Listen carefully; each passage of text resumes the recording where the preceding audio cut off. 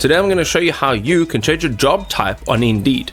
So there's two ways that you can actually do this. If you go into this profile icon and tap on profile, you'll end up on this page. And what you want to do is click on this arrow over here next to your personal details.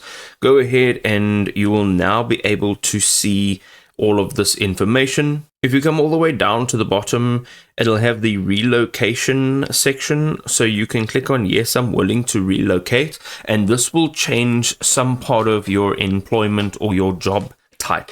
So let's say that there's a job somewhere that needs to be on site and not remote. This is how you will change this. The next thing over here is going down to job preferences, clicking on job preferences, and coming down to job type, opening this up, and here you can actually change your desired job type. So all of this over here that is checked off, these are my desired job types, but all you simply need to do is click on any one of these boxes to change its status and click on save.